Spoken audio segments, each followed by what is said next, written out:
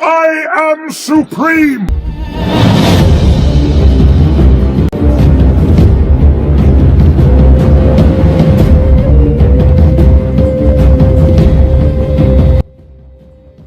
The amount of variation in the Empire army roster is quite good. It's not the biggest and it's also not small. It's enough to create an army build with different options to succeed.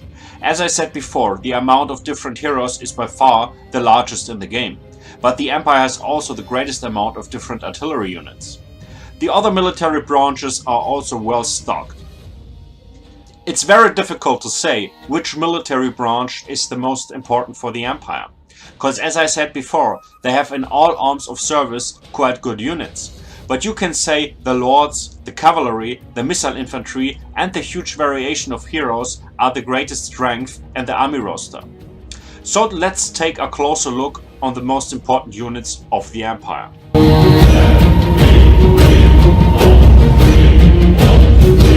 The general of the Empire is a cheap option for a lord. He's not very expensive but has quite good stats. He's reliable and it's possible to get him on a hippogriff.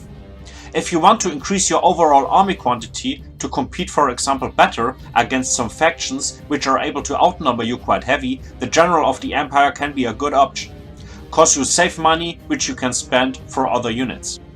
The Archlector is overall not the most competitive pick, cause it's not possible to get him on a hippogriff. And a hippogriff is in many matchups a very important mount. His stats are also not the best. The weapon strength is quite low and also the melee attack. But therefore he's quite heavily armored, has good melee defense stats and his activated abilities, the battle prayers are able to provide support for ally units. Balthasar Geld was for a long time not really a competitive pick, since the Law of Metal became very famous in the metagame, especially because of final transmutation causing a tremendous amount of damage. Since Mortal Empires, things changed a little bit. The Law of Metal gets a little nerf, it's not famous as before, but you can still do some great work with it, even if you barely find Balthasar Geld on ladder games.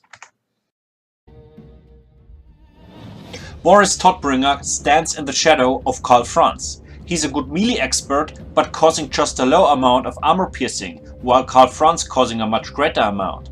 It's possible to deploy Boris Todbringer on Hippogriff. The overall stats are weaker regarding the stats of Karl Franz, except the melee defense. But therefore the base price is lower, even if it is not very much.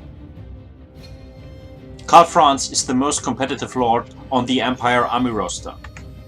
He's a mighty melee expert, has very good stats and causing a lot of armor piercing damage. Also his legendary Hippogriff Deathclaw is stronger than the standard ones. Karl Franz on his Deathclaw is the most common pick. Faulkner the Grim is the most expensive lord of the Empire, but he's not the most competitive one. His weapon strength is quite low and also his stats are overall not the best. You can deploy Faulkner the Grim on the War Altar of Sigmar, which makes him more reliable, but therefore with less melee stats and less weapon strength. He's unbreakable, causing magical damage and flaming attacks, and provides with his battle prayers support to ally units.